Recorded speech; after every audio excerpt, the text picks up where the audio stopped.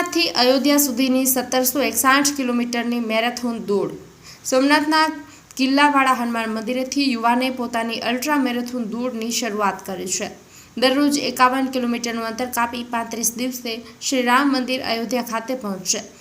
નરેન્દ્રસિંહ યાદવ મૂળ પર્વતારોહી છે। ઉપરાંત અત્યાર સુધી તેણે 24 વર્લ્ડ રેકોર્ડ પોતાના નામે કર્યા છે। લોકોને શ્રી રામના જીવન અંગે સંદેશ આપવાની સાથે પોતાની મહેનત પ્રભુને સમર્પિત કરવા તેણે દોડનો પ્રારંભ કર્યો છે। ભારતના ચારે ખૂણેથી તેણે દોડ લગાવવાનો સંકલ્પ કર્યો છે, ત્યારે આજે તેણે ત્રીજી દોડની શરૂઆત સોમનાથ સાનિધ્યથી કરી છે। परिचय। मेरा नाम नरेंद्र सिंह यादव है और मैं गुरुग्राम हरियाणा का रहने वाला हूँ और विश्व हिंदू परिषद का कार्य करता हूँ। आपको प्रोफेशन से पर्वतारोही हूँ। मैंने 7 महाद्वीपों की सबसे ऊंची चोटियाँ चढ़ 24 विश्व रिकॉर्ड कायम किए हैं और मैं अभी चारों दिशाओं को दौड़ के राम जन्मभूमि से जोड़ रहा हूँ।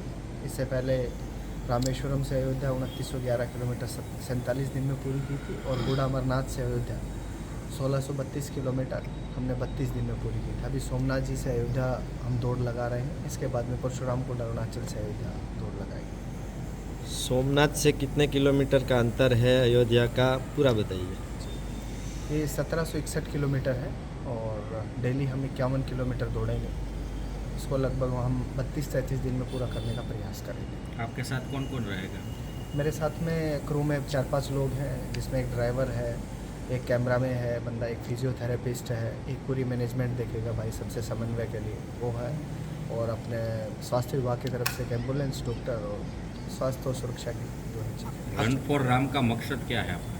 रन फॉर राम का एक सीधा जिसको हम कह सकते हैं कि हम इसलिए कर रहे हैं, जिसको बोलते हैं शीर्षक, कि राम जी के लिए एक दौड़ है कि हम राम जी को, मर्यादा पुरुषोत्तम प्रभु श्री राम को हम कैसे समझ सकते हैं। युवा उनको समझ नहीं पाए, सिर्फ राम जी भगवान होने के साथ साथ में उनके अंदर खूबियाँ क्या क्या थी, उन्होंने भगवान होते हुए भी एक साधारण जीवन जिया।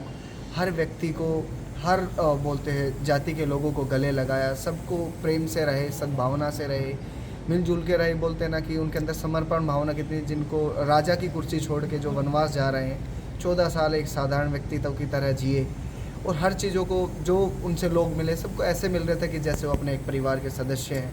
हर व्यक्ति का कितना वो आदर करते थे, सम्मान करते थे, हर व्यक्ति को बड़ा मानते थे अपने जीवन में कि इसकी वजह से मैं आज ये कर पा रहा हूँ, और भगवान होते हुए उनके अंदर ऐसी भावना थी। तो क्यों ना हमारे आने वाली युवा पीढ़ी के अंदर, हमारे जो युवा अभी इस जनरेशन के, उनके अंदर भी ये भावना हो कि हम बड़ों की इज्जत कैसे करें, कोई व्यक्ति हमारे लिए कुछ कर रहा है, हम धर्म और राष्ट्र के लिए क्या कर सकते हैं।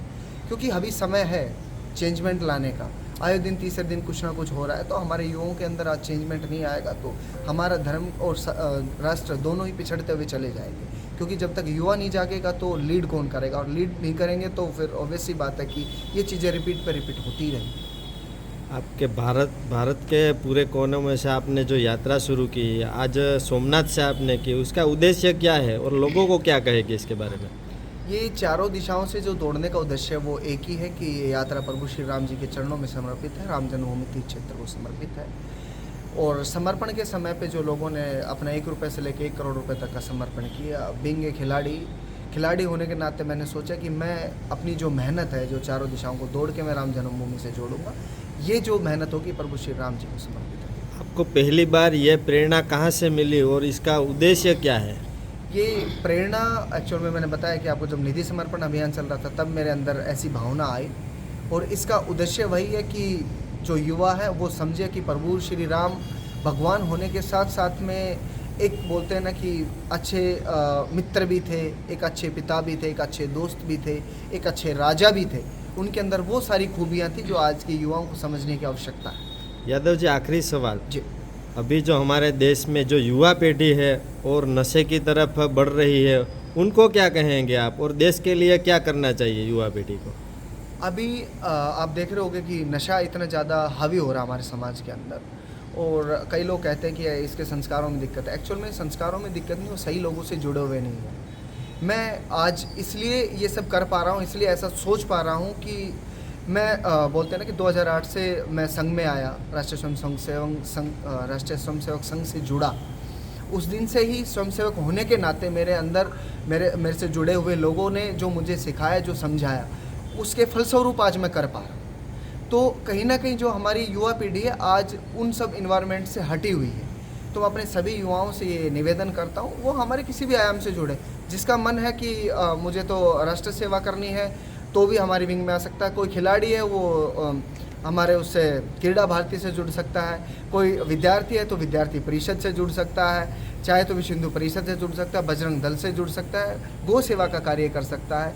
बहुत सारे ऐसे कार्य जो हमारा आरएसएस जो है कि जो समाज के लिए कर रहा है, चाहे वो राष्ट्र की सुरक्षा ले लो, धर्म का जागरण ले लो, हर क्षेत्र में कर रहा है। आए तीसरे दिन कोई भी बड़ा काम होता है, कोई आपदा आती है, विपदा आती है, तो हमारा स्वयंसेवक सबसे आगे खड़ा होता है। तो अपने युवाओं से यही निवेदन करता हूँ कि आप अपनी लाइफ में कुछ भी कर रहे हैं, आप डॉक्टर बनो, इंजीनियर बनो, कुछ भी बनो, लेकिन उसके साथ साथ में धर्म और राष्ट्र के लिए हरदम खड़े रहो, उनके लिए समर्पित रहो और अच्छे लोगों के जुड़ाव में रहोगे तो नशे से दूर रहोगे, माता पिता का सम्मान करोगे, राष्ट्र धर्म का सम्मान करोगे। पराग संताणी, लोकार्पण।